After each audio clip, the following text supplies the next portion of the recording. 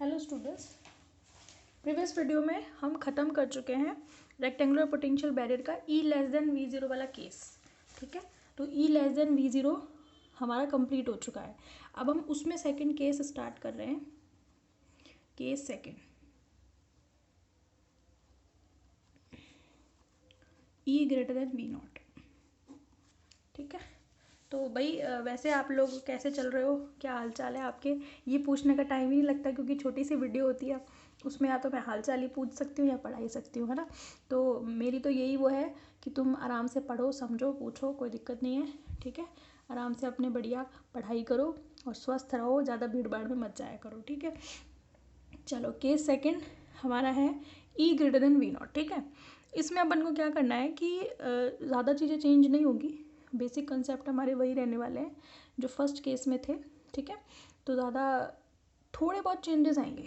ठीक है, आप ध्यान से देखना, बस वो चेंजेस ही देखना है आपको। एक तरीके से ये डेरिवेशंस में क्यों करा रही हूँ अब, क्योंकि आपको चेंजेस देखना है। ठीक है, प्रोसेस हम जानते हैं पहले से ऑलरेडी। ठीक है, ठीक है, चलो अब इसको स्टार्ट करते हैं। E greater than V0। देखो, अब हमारे पास जो हम हमेशा से बात करते आए हैं वो तीन रीजंस की बात करते हैं। ठीक है, यानी कि ये हमारा पोटेंशियल बैरियर। ठीक है, पोटेंशियल बैरियर में हमने अब तक तीन रीजंस की बात की है, तो इसमें भी करेंगे। मतलब इसमें सारी इक्वेशंस वगैरह हमें निकालनी है और वो चाहिए हमें तीन रीजंस के लिए, फर्स्ट रीज़न, सेकंड रीज़न और थर्ड रीज़न। ठीक है, ये हमारे पास इधर x है, इधर हमारे पास Vx है potential. x is equal to 0 है, यहाँ पे x is equal to a है। ठीक है, पहले हमने बात की थी E लेस देन V0, यानी कि ऐसे पार्टिकल्स की जिनकी एनर्जी इस पर्टिकुलर फाइनाइट पोटेंशियल से कम है। लेकिन अब हम बात कर रहे हैं इनकी, यानी कि E ग्रेटर देन V0। तो भी रीजंस तो तीन ही है, फर्स्ट रीज़न, सेकंड रीज़न और थर्ड रीज़न, यानी कि पार्टिकल। अब देखो चेंजेस कहाँ आएंगे, पार्टिकल जैसे यहाँ आ रहा था ऐसे ही फर्स्ट रीज़न में वैसे ही आएगा, तो ये तो फंक्शन सेम रहने वाला है। ठीक है, चेंज कहाँ आएगा, यहाँ पे पार्टिकल जो है उसको यहाँ पे ट्रांसमिशन मिल रहा था, नहीं मिल रहा था, टनल इफेक्ट में हमने देखा कि वो एक्सपोनेंशियली डिक्रीज हो रहा था, अलग केस था। दूसरी बात ये है कि वहाँ पे इस वाले यहाँ पे पोटेंशियल जीरो था, यहाँ भी जीरो ही है, यहाँ पे पोटेंशियल जो है वो V0 था। ठीक है, यहाँ पे हम देखेंगे कि क्या रखेंगे, और इधर वाले रीजन में फिर से पोटेंशियल जीरो। तो फर्स्ट रीजन और थर्ड रीजन सेम रहने वाले हैं, तो जो चेंज आएगा वो किसके लिए आएगा, सेकेंड रीजन में, यानी कि पार्टिकल की एनर्जी ग्रेटर देन V0 होगी आपकी बार। समझ में आ गई बात आपको, तो माइनस प्लस का चेंज आएगा बेसिकली। ठीक है, जिसकी वजह से फंक्शन चेंज होगा हमारा। समझ में आ गई, तो मैं सीधे ही बात कर रही हूँ सेकंड रीज़न की, क्योंकि first reason third reason same रहने वाले हैं। ठीक है, तो reason second E greater than V0 के लिए, रीज़न सेकंड में जो पोटेंशियल Vx है वो कितना है, पोटेंशियल V0 है। तो श्रोडिंगर इक्वेशन क्या आएगी, देयरफॉर श्रोडिंगर इक्वेशन। अच्छा, इसमें भी आप एक चीज़ ध्यान दो, एग्जाम में अगर आएगा पोटेंशियल बैरियर और कोई भी टॉपिक, तो वो दोनों एक साथ कभी भी नहीं पूछेगा आपसे, क्योंकि एक ही केस काफ़ी लेंदी है, तो वो दोनों नहीं पूछ सकता कभी भी। तो या तो वो पूछेगा E लेस देन V0 के लिए, या वो पूछेगा E ग्रेटर देन V0 के लिए, तो वो आपको कंडीशन देगा। समझ में आ गया, आपको उसी के लिए सॉल्व करना है, उसी के लिए आपको सारे डायग्राम वगैरह जो सब कुछ आप एक में करते हो वो सब कुछ आपको दूसरे में भी करना है। ये नहीं कि सेकंड रीज़न में तो मैं कि मैडम ने E ग्रेटर देन V0 में तो सेकंड रीज़न से ही शुरू किया था, तो हम भी सेकंड से ही करेंगे और कह देंगे कि फर्स्ट और थर्ड में वैसा ही होता है जैसा लेस देन में। नहीं, वहाँ पे आपको प्रॉपर करना है, पूरा समझाना है, पार्टिकल लेफ्ट टू राइट आता है, ऐसे यहाँ पे इंसिडेंट होता है, यहाँ रिफ्लेक्शन एंड ऑल्सो पूरा बताना है आपको, क्योंकि वहाँ आपके लिए वो पर्टिकुलर केस देगा। ठीक है, तो मैं तो पूरा समझा चुकी हूँ, तो मैं रिपीट नहीं करूँगी, लेकिन पेपर में आपको प्रॉपर समझाना है पूरा। ठीक है, फर्स्ट से ही शुरू करना है। चलो, Vx इज इक्वल टू कितना है, पोटेंशियल सेकेंड रीजन में तो है तो V0 ही। ठीक है, हालांकि हम बात कर रहे हैं E ग्रेटर देन V0 की, तो श्रोडिंगर इक्वेशन क्या आएगी, minus H cut square upon 2m delta 2 psi second upon del X square plus Vx, पहले Vx लिख लो, फिर psi second is equals to E psi second. अब यहाँ पे Vx कितना है, V0 है, रख दो, minus H cut square upon 2m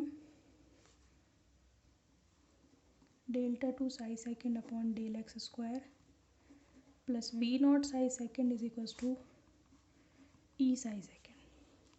ठीक है, अब देखो यहाँ पे आपकी बार वी नॉट जो है वो छोटा है, तो हम इसको उधर लेके जा सकते हैं, तो इससे क्या होगा, ई माइनस वी नॉट आएगा मेरे पास। तो मेरे पास डी है ना, ये एक पे ही तो डिपेंड कर रहा है, एक्स पे, तो टोटल डेरिवेशन काम में लेंगे, ठीक है। इज इक्वल्स टू कितना हो जाएगा यहाँ पे, -2m/h² E minus V naught psi second, ठीक है। इधर ले आओ इसको, तो कितना आ जाएगा, d2 psi second by dx² plus 2m/h² E minus V naught psi second is equal to 0। कुछ भी नया नहीं है यहाँ पे, है ना, ये काम भी हम कर चुके हैं जब हमने पोटेंशियल स्टेप पढ़ा था, तो ये सेम आएगा, ठीक है। अब सॉल्यूशन क्या आएगा इस इक्वेशन का, साई सेकेंड कितनी आएगी, है भाई, साई सेकेंड अगर मैं निकालूंगी तो क्या आएगा, क्या मेरे पास आयोटा वाली आएगी या विदाउट आयोटा वाली आएगी, ऑब्वियस ही बात है, जो सॉल्यूशन आएगा वो कैसा आएगा, आयोटा वाला आएगा। तो मैंने इसका सॉल्यूशन क्या मान लिया, यहाँ पे आप बता दो, इसको ऐसे भी लिख सकते हैं ना इस इक्वेशन को, K1, क्योंकि वहाँ पे मैं K मान चुकी हूँ एक बार, अल्फ़ा भी मान चुकी हूँ, है ना, तो यहाँ पे अल्फ़ा हम उसको मानते हैं जिसमें E less than V naught होता है, ठीक है। इसमें हम क्या मानेंगे, K1 और K1² psi second is equal to 0। यहाँ पे आप बता देना, बस यही चेंज आएगा हर जगह पर, वहाँ जहाँ अल्फ़ा था वहाँ हर जगह पर यहाँ पे K1 आएगा, बस पूरे डेरिवेशन का सार ये है, 2m/h² E minus V naught का अंडर रूट, ठीक है। सोल्यूशन क्या आएगा, साई सेकेंड ये आएगा आपके पास, क्या क्या मान चुके हैं अपन, सेकेंड वाले की, अच्छा देखो इसमें ए बी तो इसमें है ना, थर्ड रीज़न में हमारे पास सी डी है, जिसमें से डी हटा दिया हमने, तो इसमें अपन ले लेते हैं एफ़ ले लेते हैं, कोई दिक्कत नहीं है। उसमें तो अल्फ़ा था, लेकिन यहाँ पे एफ़ के साथ आयोटा K1x प्लस जी ई की पावर माइनस आयोटा K2x। अगर आप डिफरेंस समझ पा रहे हो ना दोनों टॉपिक्स में, यानी कि पहले वाला जो केस था और सेकंड केस था, तो आपको दिक्कत नहीं आएगी। और रटने के लिहाज से चलोगे कि इसके बाद ये, इसके बाद ये, इसके बाद नहीं, कंपैरेटिवली पढ़ो कि उसमें क्या था इसमें क्या है, तो आपको डिफरेंस रहेगा, पेपर में कन्फ्यूज़न नहीं होगा, समझ में आ गई। तो डिफरेंस करके पढ़ो कि उसमें ऐसा था, इसमें ऐसा है, इसमें ऐसा है तो क्यों है, समझ में आ गई, ठीक है। तो इसको मैंने डाल दिया इक्वेशन नंबर, उन्हीं को तो नहीं चलाते हैं ना, 1 2 से ले लेते हैं, इक्वेशन नंबर 1, ठीक है, या फिर आप 1 इसको डालो, इसको हम डालेंगे सोल्यूशन को 2, ठीक है। चलो अब यहाँ पे बता दो, here F and G are unknown constants, ठीक है। Therefore solutions for all regions, सभी के लिए लिख रही हूँ मैं, फर्स्ट सेकंड एंड थर्ड, ठीक है। तो Sai first, Sai second, Sai third एक बार इकट्ठे लिख देते हैं। फर्स्ट रीजन में क्या आएगा, ए ई की power iota KX plus B E की पावर माइनस आयोटा KX, है ना। इसमें क्या है, सेकंड रीजन में ये है, एफ ई की पावर आयोटा K1x प्लस जी ई की पावर माइनस आयोटा K2 नहीं, K1 ही है, K1x, ठीक है। फिर क्या है, सी ई की पावर कितना, आयोटा के ही था इसमें, है ना, हाँ आयोटा KX, ठीक है। वो इसलिए है ना क्योंकि दोनों में जीरो है, यहाँ भी जीरो है, यहाँ भी जीरो है, तो ये कांस्टेंट तो दोनों में सेम ही रहने वाला है, फर्स्ट रीजन में और थर्ड रीजन में। अच्छा डी जीरो था क्योंकि थर्ड रीजन में आके रिफ्लेक्शन का कोई केस नहीं है, रिफ्लेक्शन की पॉसिबिलिटी नहीं है, इसलिए थर्ड रीजन में हम क्या करते हैं, डी वाले उसको जीरो कर देते हैं। अब पेपर में अगर यही केस आ गया तो आप फर्स्ट से ही शुरू करोगे, है ना, पूरा बताओगे ये कैसे है, ये क्या है, ये क्या है, इसमें डी क्यों जीरो किया है, वो सब बताओगे। यहाँ पे तो मैं उसको ये समझ के चल रही हूँ कि आपको पता है ये किसके लिए है, this is for x less than zero, this is for x की वैल्यू जीरो से ए है उसके लिए, और ये किसके लिए, एक्स ग्रेटर देन ए के लिए है। समझ में आ गई बात आपको, यानी कि ये रीज़न फर्स्ट है, फर्स्ट रीज़न, ये सेकंड और ये थर्ड, ठीक है। अब हम क्या करते हैं, अब हम करते हैं ए बी सी एफ जी के कॉन्स्टेंट्स जो है इनकी वैल्यूज़ क्या होंगी, इनका डिटर्मिनेशन करेंगे, ठीक है। चलो डिटर्मिनेशन ऑफ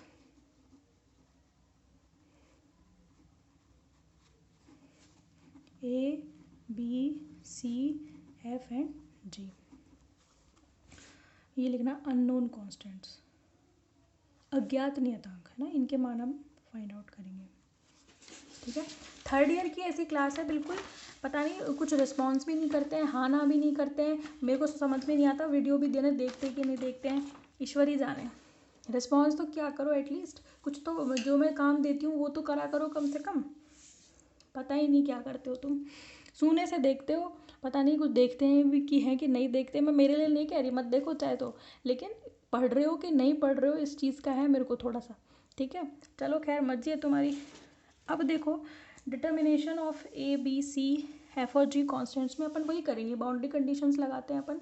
बाउंड्री कंडीशन का मतलब है दो बाउंड्री है। पोटेंशियल स्टेप में एक ही बाउंड्री थी, लेकिन यहाँ पे दो बाउंड्री है, एक एक्स बराबर जीरो पर और एक्स बराबर ए पर। तो एक्स बराबर जीरो पर फर्स्ट और सेकंड इंटरसेक्ट है, तो फर्स्ट सेकंड पर लगाएंगे, और एक्स बराबर ए पर सेकंड थर्ड पर लगाएंगे, ठीक है। वो तो आपको पता है ऑलरेडी, ठीक है।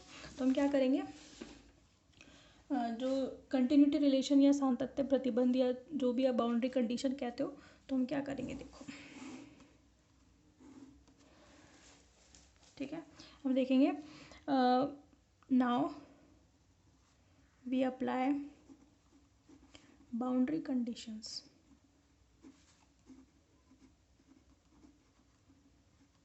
ठीक है, for first second and third regions, ठीक है। As we know at boundary wave functions must be continuous at x is equals to 0 and x is equals to a, as well as derivatives also। derivatives मतलब मेरी इसका line का मतलब क्या है कि हम ये जानते हैं कि जहाँ हमने वेव फंक्शन के ऊपर प्रतिबंध पढ़े थे, याद है आपको जब मैंने क्वांटम मैकेनिक्स के अभिग्रहित पढ़ाए थे, क्वांटम यांत्रिकी के पोस्टुलेट पढ़ाए थे, तो हमने कहा था कि वेव फंक्शन पर ये कंडीशन होती है कि जो वेव फंक्शन है वो बाउंड्रीज पर क्या होना चाहिए, कंटिन्यूअस, यानी कि सतत होना चाहिए, और उसके अवकलज भी क्या होने चाहिए, सतत होने चाहिए, है ना। तो पहले at X is equals to zero क्या होना चाहिए, psi first is equals to psi second होना चाहिए, और इसका फर्स्ट डेरिवेटिव किस पर, at X is equal to zero, ये दोनों क्या होने चाहिए, इक्वल, ठीक है। अप्लाई करें इनको। अच्छा ये भी इस पे भी लिख लेना, यहाँ पे X is equal to zero और यहाँ भी X is equal to zero, ठीक है। चलो अप्लाई करो दोनों को, साई फर्स्ट और साई सेकेंड ये मेरे पास है,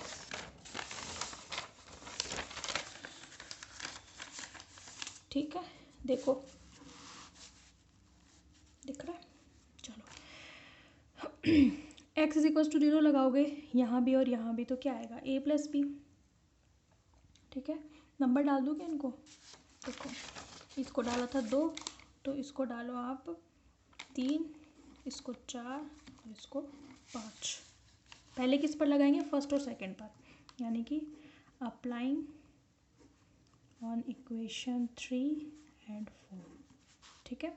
तो ये है हमारी फर्स्ट बाउंड्री कंडीशन और ये है सेकंड बाउंड्री कंडीशन, ठीक है। लगाओ क्या आएगा, A plus B is equals to F plus G आएगा, नंबर कितना हो गया 6।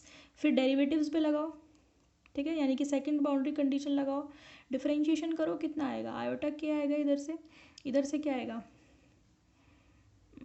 किस पर लगानी है, फर्स्ट और सेकंड पर, ठीक है।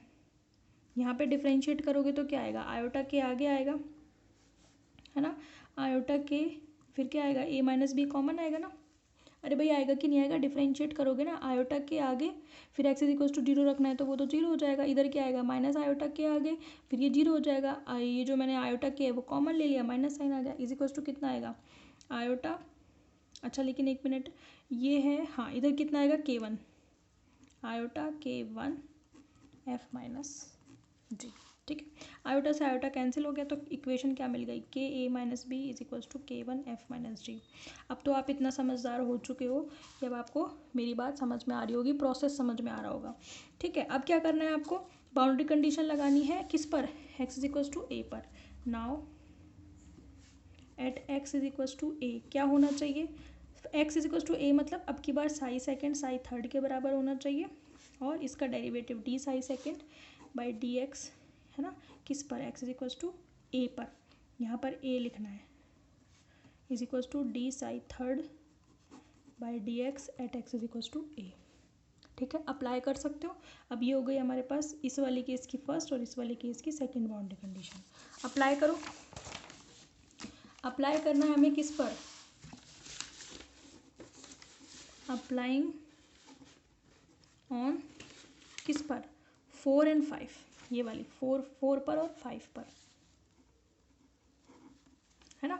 0 रखोगे तो क्या आएगा, f plus G is equals to C. अरे भाई यही तो आएगा, अच्छा सॉरी ए रखना है ना, पर अब की बार तो हमें तो ये थोड़ी आएगा, अब की बार तो हमें ए रखना है, तो क्या आएगा, एफ ई की power iota k1 a minus की प्लस जी की power minus iota k1 a is equals to C की पावर आयोटा k a। ठीक है, नंबर कितना हो गया इसका, 8। ठीक है, अब डिफरेंशिएशन वाली लगाओ, सेकंड बाउंड्री कंडीशन। ठीक है, फर्स्ट लगा दी तो ये आ गई, सेकंड बाउंड्री कंडीशन लगाओगे तो डिफरेंशिएशन करना पड़ेगा इसका, कितना आएगा, आयोटा k1 और साथ में क्या आएगा, डिफरेंशिएट करो, क्या आएगा, आयोटा k1 एफ ई की पावर आयोटा k1 a रखना है डिफरेंशिएट करके, फिर माइनस जी ई की power minus iota k1 a। इधर कितना आएगा, इधर आएगा आयोटा के सी की पावर आयोटा के a। ठीक है, अब ज़्यादा डिटेल में नहीं जाऊँगी, आपको पता है कैसे क्या हुआ है। आयोटा से आयोटा कैंसिल हो गया तो इक्वेशन क्या मिल गई, k1 एफ ई की power iota k1 a minus G E की power minus iota k1 a is equals to K C ई की पावर आयोटा के ए। ये ध्यान रखना, यहाँ पे k1 है और इधर k है। ठीक है, अब ये आ गई इक्वेशन नंबर 9। अब हमने वहाँ क्या किया था, वहाँ हमने ये किया था कि ये जो इक्वेशन नंबर आई है हमारे पास 8 और 9, है ना, इनको सॉल्व करके मुझे जी अपॉन एफ की वैल्यू निकालनी है, वहाँ भी निकाली थी हमने। ठीक है, फिर मुझे ये जो इक्वेशन मिली है, मुझे कौन कौन सी 6 और 7, इनको एक बार ऐड करके और सब्ट्रैक्ट करके बी अपॉन ए सी अपॉन ए निकालना है। याद आ रहा है आपको, बी अपॉन ए निकाला था, फिर सी अपॉन ए निकाला था, फिर हमने कोफिशिएंट्स निकाले थे, रिफ्लेक्शन और ट्रांसमिशन सब कुछ सेम वही चलेगा, बस वहाँ जहाँ जहाँ k1 था थोड़ा, हालांकि वहाँ पे आयोटा भी नहीं था, थोड़ा उसका फ़र्क पड़ेगा, और वहाँ अल्फा था, यहाँ पर k1 है, प्रोसेस वही रहेगा। ठीक है, तो आई होप आप मेरे से 2-4 स्टेप करके रखोगे आगे कि क्या था, कुछ मैंने बता भी दिया आपको। ठीक है, ओके, इसमें आज इतना ही रखते हैं, बाकी कंटिन्यू करेंगे, 1-2 लेक्चर में ख़त्म करा दूंगी इसको, कोशिश करूँगी, क्योंकि ज़्यादा समझाना तो है नहीं, आपको प्रोसेस पता है, फिर अपन नेक्स्ट टॉपिक शुरू करेंगे। Okay, thank you.